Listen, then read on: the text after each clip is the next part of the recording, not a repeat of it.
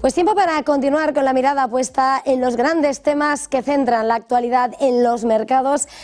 Momentum del mercado. Mariano Valderrama, responsable de análisis macro en Intermoney. Mariano, muy buenos días. Hola, buenos días. Bueno, esta semana, sin lugar a dudas, Alemania tiene un puesto importante. Hoy hemos conocido ese dato de contracción, por otra parte confirmado en el cierre de 2024. El Bundesbank decía que se prepare el gobierno de Friedrich Merz, que el entorno es difícil, situación de estancamiento, aunque el IFO dice que bueno, las expectativas de las futuras exportaciones va algo mejor. No sé, en este escenario, mientras Europa mira esa locomotora apagada, ¿cómo estás viendo todo? Los fundamentales de Alemania, esa idea de que pueda elevarse el techo de deuda, aumentar el gasto en defensa, ¿cómo lo ves? Alemania realmente ahora tiene un problema muy evidente, principalmente en el sector de la automoción, pero a mí me gusta siempre poner un poco el foco en los aspectos positivos porque hay bastantes. Por ejemplo, habría que ver un poco cómo va evolucionando a lo largo de 2025-2026 la demanda externa, principalmente de China, considerando que China es un importante socio comercial de Alemania y que Alemania, al fin y al cabo, exporta un 10% del total de sus exportaciones al gigante asiático. Hay mimbres para confiar en una mejora paulatina si poco a poco ese escenario de incertidumbre se va disipando. En este escenario estamos escuchando al mismo tiempo, ¿no? Decías, Alemania pendiente de cómo va ese comercio con China, al mismo tiempo que asistimos a ese escenario de escalada comercial. Por si había algunas dudas, era palo y zanahoria, pero Trump ha dicho que no, que el palo va a seguir, que México y que Canadá tienen que esperar esos aranceles que ya había anticipado, pese a todo lo que han ido haciendo, una vez que venza esos 30 días, y los mercados parece que ahora se lo están creyendo. Todavía no está definido también el blanco hacia la eurozona, hacia Europa. ¿Qué preocupación ves en torno a estas iniciativas arancelarias? Porque en Estados Unidos parece que ahora sí empieza a tambalearse confianza del consumidor y también temor a un estancamiento en el crecimiento económico. Vamos a ver, los aranceles, depende a qué tipo de economía o área económica se aplican, tiene un impacto mayor o menor, y también dependiendo si son bienes o servicios. Por ejemplo, con Canadá y con México hay una particularidad y es la dependencia que ambas economías tienen en sí de las exportaciones a Estados Unidos. Por ejemplo, las exportaciones a Estados Unidos de Canadá representan un 20% del PIB y en el caso de México hablamos de un 25%. Y Estados Unidos es un país que importa, por ejemplo, productos energéticos, es decir, un 48% de los productos energéticos que Estados Unidos importa provienen de Canadá. Luego, si seguimos, un 40% de los productos madereros y papel también provienen de Canadá. Y en el caso de México hablamos de que en el sector de la automoción un 34,5% de las importaciones de este sector proceden de México, ¿no? También, por ejemplo, hay mucha dependencia en otro tipo de áreas y claro, aquí realmente habría un impacto negativo y adverso. ¿Qué sucede? Que para mí los aranceles están más enfocados a lo que vendría siendo en el momento actual como una manera de coaccionar en determinadas particularidades que ya no en sí tienen un impacto económico, sino son más bien de regulación. Incluso hablamos de cuestiones del ámbito social, ¿no? Por ejemplo, cuando Estados Unidos realizó la primera amenaza de llevar a cabo aranceles de 25% sobre México y Canadá, ¿no?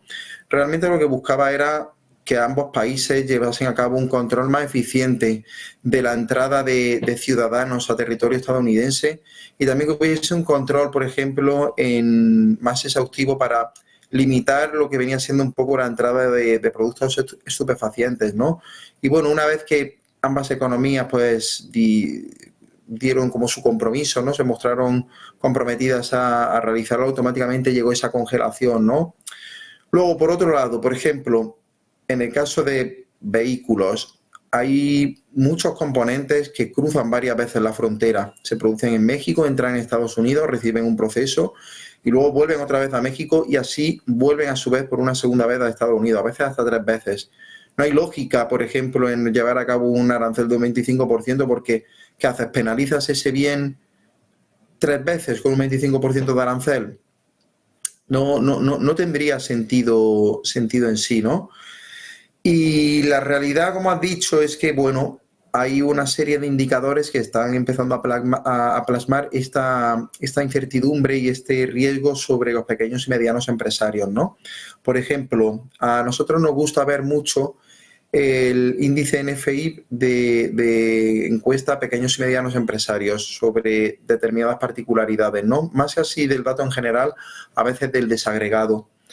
Y bueno, durante la campaña electoral, pues es verdad que esa idea de reforzar el Made in America, impulsar la industria interna, pues fue, por ejemplo, reduciendo lo que venía siendo el subíndice de incertidumbre. ¿Qué pasa? Que una vez que tienen lugar las elecciones, una vez que se va poco a poco desentramando las políticas exteriores, pues estos empresarios y estas compañías pequeñas pues ponen en valor ese riesgo real que hay, ¿no? Y en la última lectura era muy interesante ver que el subíndice de incertidumbre había repuntado 14 puntos hasta los 100. Suponía el mayor incremento del índice desde el año 1986. Y esto realmente pone en valor y de manifiesto el hecho de que los grandes perjudicados son los pequeños empresarios.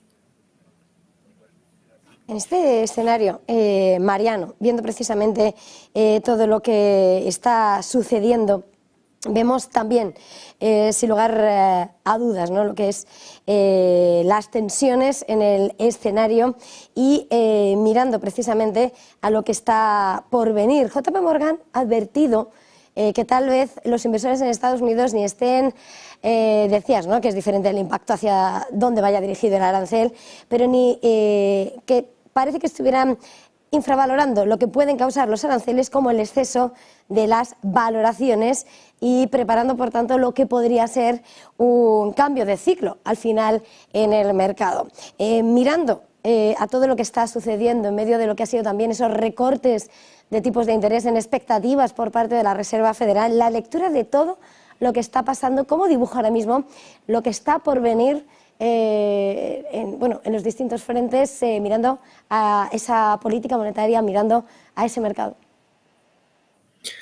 Los aranceles para el resto del mundo suponen un riesgo para el crecimiento a la baja y en el caso de Estados Unidos suponen un riesgo para los precios al alza, ¿no? Entonces los aranceles realmente hay que, como hemos comentado, ver un poco cuál es el impacto en sí. Hay que tener presente que en los últimos años las economías que tenían una excesiva dependencia de determinadas áreas en cuanto a comercio exterior han ido reduciendo su exposición. Por ejemplo, en el caso de Estados Unidos, las importaciones de China en el año 2018 representaban un 22% del total y actualmente es un 14%. Y luego, en el caso de China, por ejemplo, las exportaciones de productos a Estados Unidos tenían un peso sobre el PIB de un 3,5%, también en 2018, y en 2023 era de un 2,9, 2,8. Es decir, ha habido una menor exposición, ¿no? Y luego también ha habido una colocación y un reposicionamiento mucho más claro, ¿no?, para ganar determinadas ventajas competitivas, ¿no? Por ejemplo, el caso de las tierras raras, ¿no?, donde China tiene una monopolización ya no solamente de las reservas, sino también del refino y de la producción, y hace que Estados Unidos pues haya una serie de componentes, como puede ser galio, germanio o amianto o antimonio, de las cuales depende plenamente del suministro chino. Que se generen, por ejemplo, presiones inflacionistas, pues por un lado yo creo que malo para la Reserva Federal y también para que los mercados descuenten determinadas cosas, ¿no? Por ejemplo, la Reserva Federal, es verdad que el Forward Guidance, igual que el Banco Central Europeo, pues lo quitó, ¿no? Es decir, lo que vendría siendo la hoja de ruta sobre las acciones que iban a ir acometiendo. Y puso mucho énfasis en lo que viene siendo la datología, ¿no? El sesgo de los datos, qué marcaba cada dato. ¿Qué sucede? Que cuando tienes, por ejemplo, algún dato anómalo, como el que se vio con la última lectura de IPC, pues esto supone que rápidamente el mercado, que se ha quedado con la idea de que la Reserva Federal, más allá de una hoja de ruta, va a seguir con lupa datos concretos para tomar sus decisiones de política monetaria, pues automáticamente, si tu inflación más alto, principalmente por el lado de los servicios, que dependerá de determinadas particularidades, como por ejemplo el recálculo de los precios de las primas de los seguros o la contención en otras subpartidas de precios, como por ejemplo el precio de eventos deportivos o de ocio. Más allá de eso, pues claro, el mercado se queda con el gran dato en sí, que es el IPC general, entonces automáticamente pues apunta a recortes, ¿no? Realmente es muy difícil que, si tú quieres coger e impulsar tu economía con una idea de un Made in America, no generes presiones inflacionistas.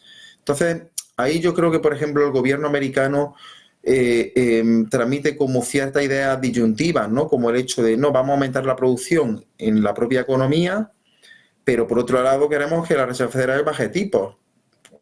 Si no tiene la capacidad instalada necesaria, ni tienen los productos necesarios, pues automáticamente inflación, y al aumentar automáticamente la inflación, pues ahora que la Reserva Federal no pueda recortar tipos como realmente al gobierno americano le gustaría, ¿no? Entonces, todo tiene su implicación y al final yo creo que hay que relativizar todo y prestar atención a todas las derivadas que hay para a veces minimizar el impacto y los riesgos en sí de los aranceles.